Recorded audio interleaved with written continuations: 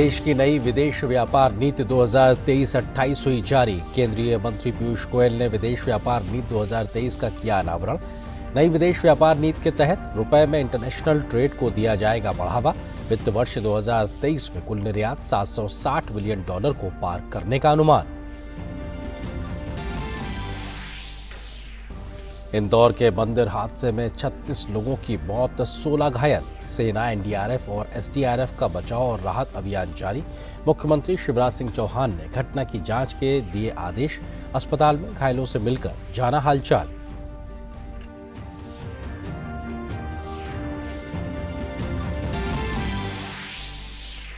पश्चिम बंगाल के हावड़ा में लगातार दूसरे दिन भी हिंसा। शिवपुर में एक बार फिर हुआ पथराव। दंगाइयों ने घटना को कवर कर रहे मीडिया कर्मियों पर भी की पत्थरबाजी। कल शिवपुर इलाके में रामनवमी शोभा यात्रा पर पथराव के बाद से इलाके में माहौल में है तनाव।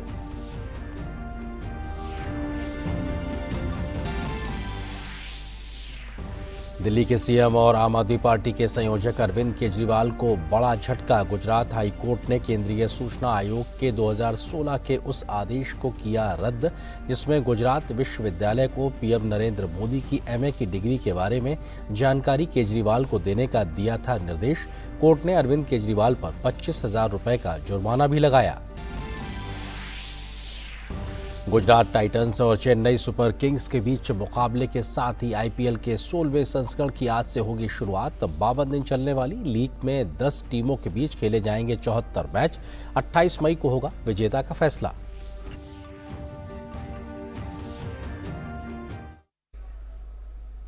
नमस्कार, आप देख रहे हैं डीडी न्यूज। अब तक के समाचारों के साथ मैं हूं आपके साथ आरेंद्र। खबरों पर डालते हैं विस्तार से नजर। दिल्ली में केंद्रीय वाणिज्य और उद्योग मंत्री पीयूष गोयल ने वाणिज्य भवन में विदेश व्यापार नीति 2023 का अनावरण किया। विदेश व्यापार महानिदेशालय का कहना है कि वित्त वर्ष 2023 में कुल निर्यात $760 बिलियन को पार करने का अनुमान है। वाणिज्य और उद्योग मंत्रालय का कहना है कि विदेश व्यापार नीति 2023 रुपए में व्यापार के अंतर्राष्ट्रीयकरण पर केंद्रित है। वहीं इस मौके पर केंद्रीय मंत्री पीयूष गोयल ने कहा है कि कई वर्षों से विदेश व्यापार नीति का इंतजार था। उन्होंने कहा कि कोविड और यूक्रेन में जारी लड़ाई की वजह से कुछ देर जरूर हुई है, लेकिन सरकार की अप्रोच इस मामले में लचीली रही है और समय के अनुसार पॉलिसी में बदलाव भी हो सकते हैं। जो अलग अलग निर्णय लिए उसको फॉर्मलाइज किया जाए पॉलिसी के माध्यम से। इस बार 2 या 3 वर्ष के बाद शायद पॉलिसी आ रही है कोविड और ये यूक्रेन सिचुएशन के कारण, लेकिन अच्छी नई चीजें इसमें जुड़ी हैं जिससे आगे के लिए फ्लेक्सिबिलिटी रहे। और जो आपने गत वर्षों में देखा होगा, इस सरकार में काम करने के ढंग में लचीलापन है। किस तरीके से हम रिस्पॉन्ड कर सके समस्याओं को, या जो परिस्थितियां पैदा होती हैं उसको हम किस प्रकार से समय समय पे उसके हिसाब से बदलाव भी कर सके। As they say nothing is constant in life और the only thing constant is change, and I think that's what my previous speakers और एल्यूडेड टू। पीयूष गोयल ने कहा कि अंतर्राष्ट्रीय पटल पर कई संकटों के बीच भारत के निर्यात के लिए मौजूदा वर्ष अच्छा रहा है। धन्यवाद भी देना चाहता हूं, बधाई भी देना चाहता हूं। ये वर्ष फिर एक बार अंतर्राष्ट्रीय पटल पर इतनी सारी समस्याओं के बावजूद एक अच्छा वर्ष रहा है। मुश्किलों से गुजरते गुजरते भी हमने कल्पना की थी $750 बिलियन इस वर्ष करते हैं, तो एक अच्छा जुड़ाव हो जाता है 75वें वर्ष के साथ, आजादी के अमृत महोत्सव के साथ। फिर देखते देखते जब फरवरी आए तो लगा 750 के बदले 760 तक हम पहुंच पाएंगे। उन्होंने कहा कि उन्हें पूरी उम्मीद है कि जब अंतिम आंकड़े आएंगे तो निर्धारित लक्ष्य को भी पार कर लिया जाएगा।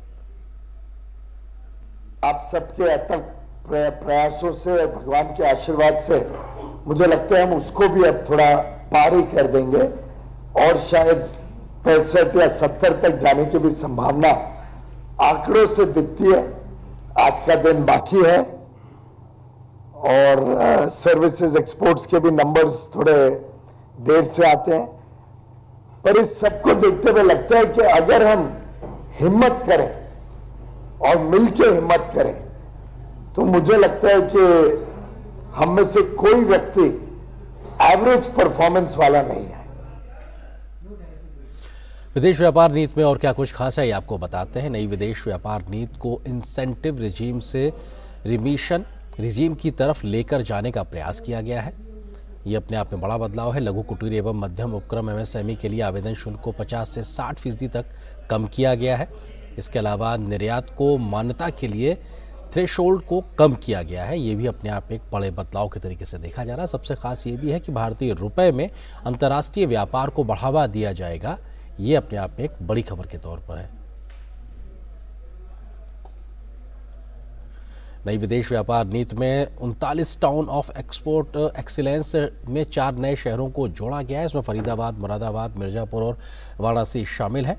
ये 4 शहर जोड़े गए। इसके अलावा ODOP 1 डिस्ट्रिक्ट 1 प्रोडक्ट के लिए भी विशेष प्रायोजन किया जाएगा इस विदेश व्यापार नीति में। इसके अलावा ई-कॉमर्स नए एक्सपोर्ट हब तैयार किए जाएंगे। इस पर भी खासा जोर है। SEZ को अपग्रेड और मॉडिफाई करने का भी पूरी तरीके से प्रावधान किया जा रहा है। इसके अलावा कई प्रकार के नई नीति के आने से MSME के विकास को भी क्रांतिकारी बदलाव मिलने का सीधा संकेत दिखाई पड़ रहा है। विदेश व्यापार नीति 2023 को समय समय पर ज़रूरत के हिसाब से अपडेट किया जाएगा। डेयरी क्षेत्र को औसत निर्यात दायित्व बनाए रखने से छूट दी जाएगी। ये भी अपने आप में इसका एक बड़ा प्रावधान है। कपड़ों पर विशेष अग्रिम प्राधिकरण योजना का विस्तार भी होगा। इसके साथ साथ निर्यात दायित्व में चूक के एक मुश्त निपटान के लिए एमनेस्टी योजना पेश की गई है। तो विदेश व्यापार नीति में ये बड़ी खबर है।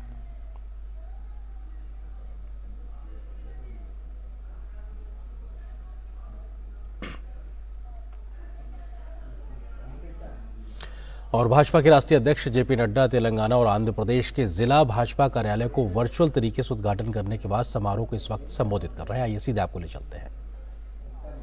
सेवा का, समर्पण का, राष्ट्रभक्ति के संस्कार से आपको ओतप्रोत करेगा। इसके लिए पुनः आपको मैं बधाई देता हूं। मित्रों, मैं ये भी कहना चाहता हूं, भारतीय जनता पार्टी ऑफिस नहीं है। ऑफिस 10 बजे खुलता है, 5 बजे बंद हो जाता है। भारतीय जनता पार्टी कार्यालय है जहां चहलकदमी ही शाम को शुरू होती है और इनफॉर्मल चर्चा के माध्यम से कार्यकर्ताओं के संस्कार का निर्माण होता है और उसको अच्छी तरीके से काम करने का मौका मिलता है। और हम सब लोग 24/7/365 24 घंटे 7 दिन 365 दिन भारतीय जनता पार्टी के लिए काम करते रहते हैं। मित्रों, जब मैं युवा था तो मैं हमेशा कहा करता था कि कार्य को विस्तार के लिए 5 क चाहिए होते हैं। और जब मैं 5 क की बात करता था तो एक था कार्यकर्ता। सबसे पहले कार्यकर्ता चाहिए, दूसरा कार्यक्रम चाहिए, तीसरा कार्यकारिणी चाहिए, चौथा कोष चाहिए और 5वां हमारे को कार्य को विस्तारण के साथ साथ कार्य को कराने का काम भी चाहिए। ये हम 5 कहा करते थे कार्यालय के साथ। आज मुझे खुशी है कि हमारे पास कार्यकर्ता भी है, हमारी कार्यकारिणी भी बनी हुई है, हमारे पास कार्यक्रम भी है, हमारी कार्यकारिणी के माध्यम से हम काम भी करते हैं और उसका क्रियान्वयन भी हो रहा है। इस बात के लिए मैं आप सबको बधाई देना चाहता हूं। मैं यह भी कहना चाहता हूं, यह संदेश भी देना चाहता हूं कि भारतीय जनता पार्टी के कार्यकर्ता ही उसकी आत्मा होती है और इसलिए कार्यकर्ता को अच्छे संस्कार मिले और पार्टी के लिए वो काम में जुटे, इसके लिए हमको हमेशा तत्पर रहना चाहिए। मित्रों, यहां पर मैं भी ये भी कहना चाहूंगा और हम सबका सौभाग्य है, जो लोग हमारी बात सुन रहे हैं उनको इस बात का गौरव होना चाहिए कि Bharatiya Janata party is an ideological based party, it's a वैचारिक पार्टी, ये विचारों से ओतप्रोत पार्टी। और कोई पार्टी, चाहे राष्ट्र हो, चाहे वो पार्टी हमारे रीजनल पार्टी हो, चाहे वो परिवार की पार्टी हो, किसी पार्टी के पास भी आइडियोलॉजिकल कंसिस्टेंसी नहीं है। वैचारिक एक रूपता नहीं है।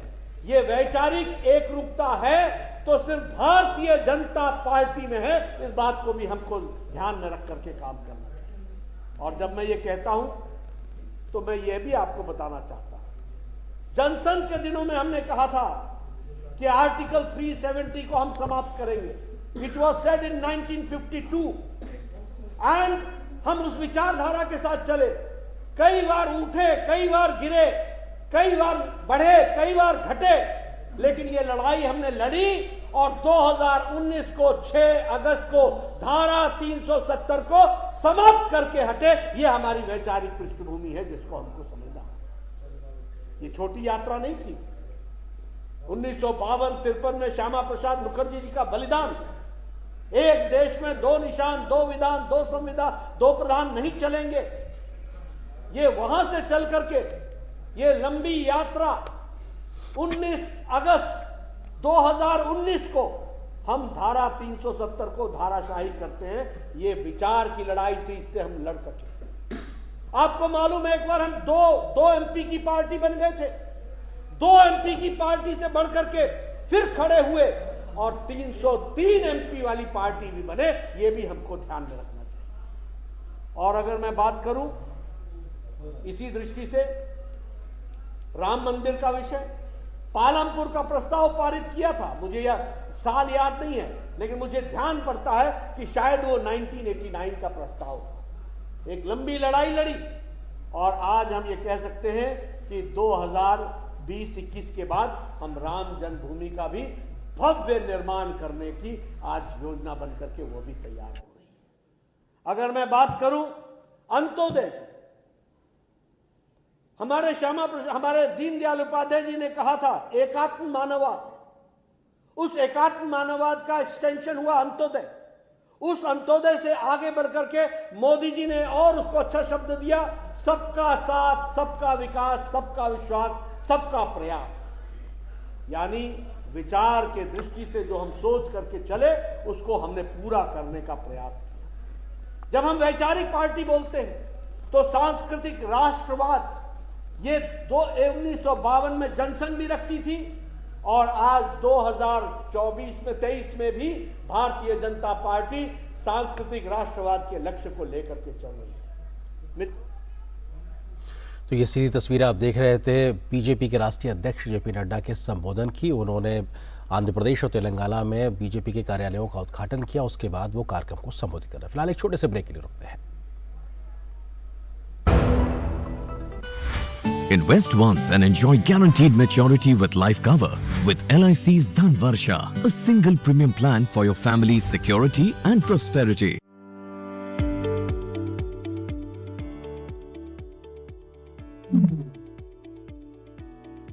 आज सुबह सुबह दुकान छोड़कर कहाँ जा रहे हो? मैं चला फूड सेफ्टी का लाइसेंस बनवाने।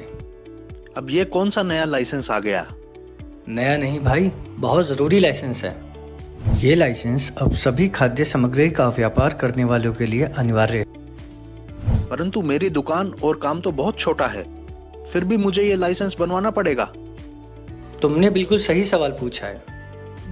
जिनका सालाना व्यापार 12 लाख रुपए से कम है उनके लिए रजिस्ट्रेशन की सुविधा है, और वो भी सिर्फ 100 रुपए के मामूली से शुल्क पर। और जिनका व्यापार 12 लाख रुपए से ज्यादा है वो 2000 रुपए के शुल्क पर लाइसेंस प्राप्त कर सकते हैं। अच्छा भाई, अब ये तो बताओ इस लाइसेंस या रजिस्ट्रेशन के फायदे क्या हैं हम लोगों के लिए? इसके बहुत से फायदे हैं, जैसे ये हमें कानूनी सुरक्षा प्रदान करता है, कस्टमर के बीच हमारी साख मजबूत करता है जिससे हमारा व्यापार बढ़ता है, और सबसे जरूरी बात, खाद्य सुरक्षा को मजबूत बनाता है जो हम सबकी एक जिम्मेदारी भी है। अरे वाह, एक लाइसेंस के इतने सारे फायदे! ये तो हम सभी खाद्य सामग्री बेचने वालों को तुरंत ले लेना चाहिए। रुको, मैं भी तुम्हारे साथ चलता हूँ। हाँ जरूर चलो, दोनों साथ चलते हैं। फूड सेफ्टी का रजिस्ट्रेशन या लाइसेंस आप खुद से ऑनलाइन भी अप्लाई कर सकते हैं, या फिर डिपार्टमेंट ऑफ फूड सेफ्टी जो मयूर भवन कनॉट प्लेस पर स्थित है के सुविधा केंद्र की मदद से भी अप्लाई कर सकते हैं। दिल्ली खाद्य संरक्षा विभाग द्वारा जनहित में जारी। दिल्ली के मुख्यमंत्री अरविंद केजरीवाल को गुजरात उच्च न्यायालय से बड़ा झटका दिया है। न्यायालय ने केजरीवाल पर प्रधानमंत्री की डिग्री पर सवाल उठाने के मामले पर जुर्माना लगा दिया है। न्यायालय ने केंद्रीय सूचना आयोग के 2016 के उस आदेश को रद्द कर दिया जिसमें गुजरात विश्वविद्यालय को प्रधानमंत्री नरेंद्र मोदी की एमए की डिग्री के बारे में जानकारी दिल्ली के मुख्यमंत्री अरविंद केजरीवाल को देने का निर्देश दिया गया था। न्यायालय ने केजरीवाल की याचिका को भ्रामक बताया और उन पर 25,000 रुपए का जुर्माना भी लगाया। केजरीवाल को न्यायालय ने जुर्माने की राशि गुजरात राज्य कानूनी सेवा प्राधिकरण के पास जमा करने का निर्देश दिया है।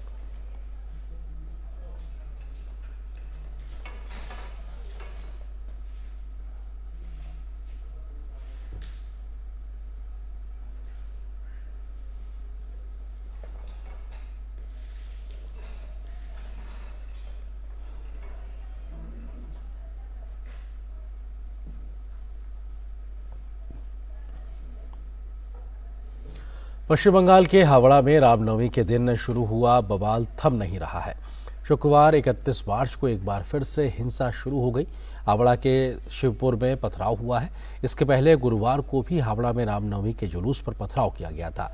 इस दौरान कई वाहनों को आग के हवाले कर दिया गया था। शुक्रवार को भी पत्थरबाजी उस समय शुरू हुई जब मीडियाकर्मी एक दिन पहले हुई हिंसा का हाल दिखाने के लिए शिवपुर में पहुंचे हुए थे। इस दौरान शुक्रवार को दोपहर करीब 1:15 पर पत्थरबाजी शुरू हो गई। दंगाइयों ने घटना को कवर कर रहे मीडिया कर्मियों पर भी पत्थरबाजी की, जिससे कई मीडिया कर्मियों को चोटें भी आई हैं। यही नहीं, मौके पर मौजूद पुलिस कर्मियों पर भी पत्थरबाजी की गई। ऐसे में सवाल प्रशासन पर उठता है कि आखिर एक दिन पहले हिंसा के बाद पुख्ता इंतजाम क्यों नहीं किए गए हैं, जिसके चलते दूसरे दिन भी हिंसा शुरू हो गई है।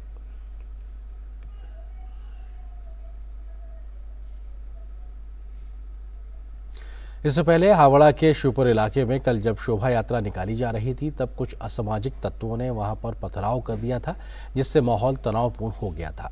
दोनों पक्षों की ओर से हुए पथराव के बाद कई वाहनों में तोड़फोड़ की गई और फिर उसे आग के हवाले कर दिया गया। इसमें कई लोग घायल भी हो गए हैं। सूचना मिलते ही स्थानीय पुलिस मौके पर पहुंची और स्थिति को नियंत्रित करने की कोशिश करने लगी। इसके बाद RAF को तैनात किया गया। फिलहाल हावड़ा के शिवपुर इलाके में दहशत और तनाव महसूस किया जा रहा है। रामनवमी जुलूस के दौरान हंगामे के बाद बड़ी संख्या में पुलिसकर्मियों ने इलाके में फ्लैग मार्च किया है।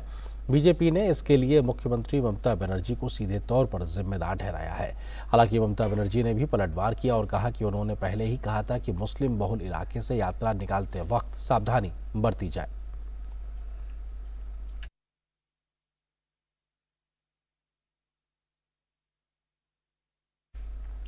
वहीं केंद्रीय मंत्री अनुराग सिंह ठाकुर ने रामनवमी के मौके पर बंगाल में हुई हिंसा को शर्मनाक बताया है।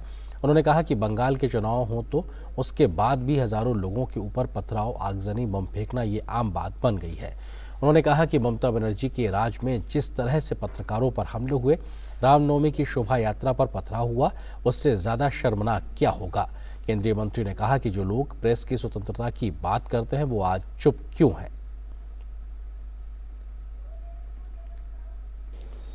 बंगाल के चुनाव हो तो उसके बाद भी हजारों लोगों के ऊपर पथराव, आगजनी, बम फेंकना ये आम सी बात बन गई है। और ममता जी के राज में जिस तरह से पत्रकारों पर हमले हुए, शोभा यात्रा रामनवमी की निकालते उन पर पथराव हुआ है, इससे ज़्यादा शर्मनाक और क्या होगा कि अगर पत्रकारों को भी हिंसा का शिकार होना पड़ता है, लहूलुहान होना पड़ता है और राज्य की सरकार मूक दर्शक बन के बैठी रहती है, आंखें बंद करके रखती है, तो उसकी जितनी निंदा की जाए उतनी कम है। फिर वो लोग जो प्रेस फ्रीडम की बात करते हैं वो आज चुप क्यों रहते हैं। आखिरकार राज्यों में कानून व्यवस्था बनाए रखना राज्यों की जिम्मेदारी है। पत्रकारों पर हमले बर्दाश्त नहीं किए जा सकते। राम भक्तों पर पथराव हो और उनको भी घायल करने का काम हो, फिर भी राज्य की सरकारें चुप रहें, ये उचित नहीं है। इनके खिलाफ कार्रवाई होनी चाहिए। राहुल गांधी की संसद सदस्यता खारिज होने और उस पर कांग्रेस नेताओं के आरोपों को खारिज करते हुए असम के मुख्यमंत्री हिमंता बिस्वा शर्मा ने गुवाहाटी में कहा है कि डॉक्टर मनमोहन सिंह की सरकार में राहुल गांधी ने अध्यादेश फाड़ दिया था, लेकिन अब जब मल्लिकार्जुन खड़गे कह रहे हैं कि कन्विक्टेड एमएलए की सदस्यता नहीं जानी चाहिए, तब राहुल गांधी कुछ नहीं कह रहे हैं। हेमंता ने विश्वा शर्मा ने कहा है कि उस समय लालू यादव की बात थी तो इन्होंने अध्यादेश फाड़ दिया, लेकिन आज खुद की बात है तो कुछ नहीं कह रहे हैं। इससे पता चलता है कि वे कितने भ्रष्ट हैं। I stand for that cause that disqualify MP, convicted MLA, MP, MLA should be disqualified immediately. Now instead of that, he is indirectly encouraging Mallikarjun Kharge to do the same thing which he opposed in 2013. So I have not seen a politician in this country so morally corrupt like Rahul Gandhi. वहीं दिल्ली के मुख्यमंत्री अरविंद केजरीवाल के आरोपों पर पलटवार करते हुए हेमंत बिस्वा शर्मा ने कहा है कि केजरीवाल विधानसभा के विशेषाधिकार का फायदा उठाकर झूठ बोलते हैं। उन्होंने केजरीवाल को चुनौती दी है कि यदि वे डरते नहीं हैं तो असम में आकर अपने आरोपों का दोहरा दें। I wanted to file a defamation case, but Arvind Kejriwal, like a coward, he spoke inside assembly. So let him come to Assam on 2nd and say that there is a case against Himanta Biswa Sharma. I will sue him right away. 200 crore की ठगी के मामले में ED की ओर से दर्ज case में न्यायिक हिरासत की अवधि खत्म होने पर आरोपी सुकेश चंद्रशेखर की पटियाला हाउस कोर्ट में पेशी हुई। कोर्ट ने सुकेश चंद्रशेखर की न्यायिक हिरासत की अवधि 13 अप्रैल तक बढ़ा दी है। वहीं कोर्ट से बाहर निकलते वक्त सुकेश चंद्रशेखर ने अरविंद केजरीवाल के खिलाफ बड़ा दावा कर दिया है। सुकेश चंद्रशेखर ने कहा है कि उन्होंने अरविंद केजरीवाल के कहने पर 2020 में टीआरएस पार्टी के हैदराबाद दफ्तर में 15 करोड़ रुपए दिए थे। उन्होंने कहा कि वे इस बारे में आज प्रेस रिलीज के जरिए जानकारी देंगे। इसके अलावा उनके सत्येंद्र जैन की कुछ चैट भी इस हफ्ते जारी करने की बात कही है।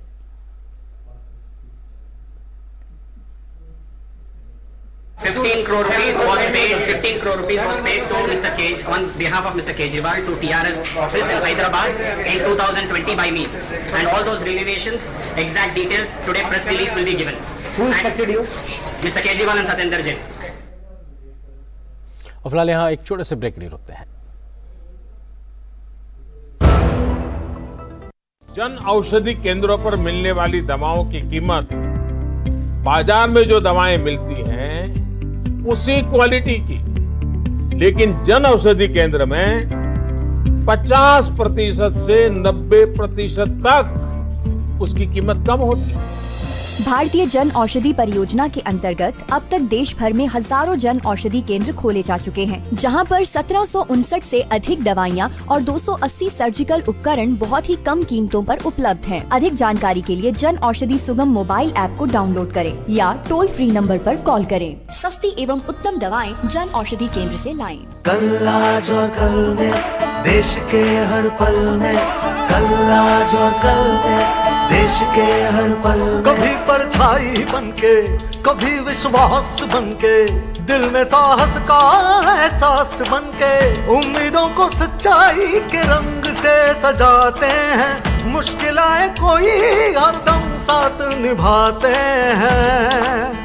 कल आज और कल में रहते हैं, देश के हर पल में रहते हैं, कल आज और कल में रहते हैं, देश के 1956 से आज तक LIC हर पल आपके साथ।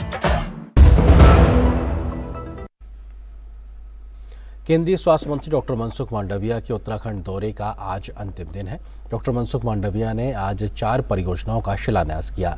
लगभग 180 करोड़ रुपए की लागत वाली 4 स्वास्थ्य परियोजनाओं के अंतर्गत दून मेडिकल कॉलेज के नए ब्लॉक में 500 बिस्तरों वाला अस्पताल तथा 3 जिलों रुद्रप्रयाग, नैनीताल और पौड़ी गढ़वाल में 50 बिस्तरों वाले क्रिटिकल केयर ब्लॉक का निर्माण किया जाएगा।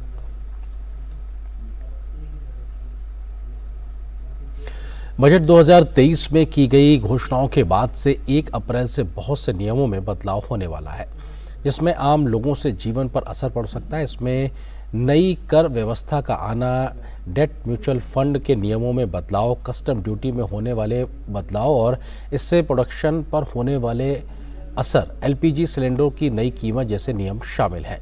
सबसे पहले बात नई आयकर व्यवस्था की करते हैं। करदाताओं के लिए 1 अप्रैल को आने वाली सबसे बड़ी अपडेट ये है कि नई कर व्यवस्था को कल से डिफॉल्ट रूप से लागू किया जा रहा है। इससे टैक्स पेयर के टैक्स स्लैब में बदलाव आ जाएगा। साथ ही 7 लाख तक की आय पर कोई टैक्स का भुगतान नहीं करना पड़ेगा। पुरानी कर व्यवस्था में बने रहने के लिए आयकर विभाग को आवेदन देना होगा। मानक कटौती, पहले जहां 50,000 रुपए तक की मानक कटौती केवल पुरानी कर व्यवस्था में ही रहती थी, अब 1 अप्रैल से ये नई कर व्यवस्था में भी लागू की जा रही है। इससे दोनों तरह के कर व्यवस्था में करदाताओं को लाभ मिलेगा। तीसरी बात जो कि जीवन बीमा से जुड़ी हुई है, 1 अप्रैल से 5 लाख रुपए से अधिक की बीमा के वार्षिक प्रीमियम आय कर योग्य होंगे। यह नया आयकर नियम यूनिट लिंक इंश्योरेंस प्लान पर लागू नहीं होगा। ऑनलाइन गेमिंग की बात की जाए तो नया वित्तीय वर्ष ऑनलाइन गेमर के लिए भी खास होने वाला है, क्योंकि इसमें एक नई आयकर धारा 115 BBJ को पेश किया गया है। इसके तहत ऑनलाइन गेमिंग के सभी प्रकार की जीत, नगद, वस्तु, वाउचर या कोई अन्य लाभ पर 30% की दर से कर लगेगा। साथ ही ये कर TDS के रूप में भी लिया जाएगा।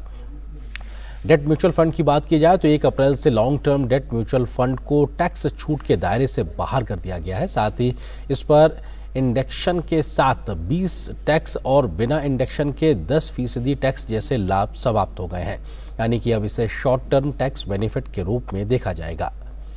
ई गोल्ड रसीद की बात की जाए तो ई गोल्ड रसीद और हॉलमार्क में अब तक अगर आप सोना में निवेश कर रहे थे तो और मन बना रहे थे तो इसे ई स्वर्ण रसीद में बदलकर टैक्स लाभ उठा सकते हैं। तो आपको बता दें कि इस नियम में एक बड़ा बदलाव भी होगा। अब भौतिक सोने को ई स्वर्ण रसीद में बदलने पर कोई पूंजी कर का लाभ नहीं मिलेगा। दूसरी तरफ हॉलमार्क से जुड़े नियमों में भी बदलाव आ गया है। 1 अप्रैल 2023 से 6 अंकों का अल्फा न्यूमेरिक हॉलमार्क ही मान्य होगा और दुकानदारों को इसी मार्क के गहने बेचने की इजाज़त होगी। इससे आभूषण को ट्रैक करना आसान होता है और क्वालिटी की पूरी गारंटी होती है। गौरतलब है कि इससे पहले मार्केट में 4 अंकों वाले हॉलमार्क वाले गहने चलन में थे। वरिष्ठ नागरिक बचत योजना की बात की जाए तो वरिष्ठ नागरिकों के लिए 1 अप्रैल से अधिकतम जमा सीमा 15 लाख से बढ़ाकर 30 लाख रुपए कर दी गई है। तो वहीं मासिक आय योजना के लिए अधिकतम जमा सीमा एकल खाते के लिए 4.5 लाख रुपए से बढ़ाकर 9 लाख रुपए कर दी गई है। नया कस्टम नियम की बात की जाए तो 1 अप्रैल से इलेक्ट्रॉनिक गुड्स पर नए कस्टम ड्यूटी लागू हो रहे हैं, जिसमें smartphone, smart TV, headphone, earbuds की कीमतों में कमी आने वाली है। सेकेंड हैंड कार के नियम के लिहाज से बात की जाए तो ऑटोमोबाइल सेक्टर में 1 अप्रैल से वाहन के लिए इलेक्ट्रॉनिक ट्रिप रजिस्टर कराना अनिवार्य हो गया है। अब डीलरों को मोटर वाहनों के पंजीकरण प्रमाण पत्र के नवीनीकरण और फिटनेस प्रमाण पत्र के नवीनीकरण, डुप्लीकेट पंजीकरण प्रमाण पत्र, NOC, स्वामित्व के हस्तांतरण के लिए आवेदन करने का अधिकार दिया गया है। एक्सप्रेसवे के नियम भी कुछ बदल रहे हैं। उसके तहत राष्ट्रीय राजमार्ग और एक्सप्रेसवे पर यात्रा 1 अप्रैल से महंगी हो सकती है। भारतीय राष्ट्रीय राजमार्ग प्राधिकरण NHAI के द्वारा देश भर में 7% तक की टोल शुल्क में वृद्धि करने की बात की गई है।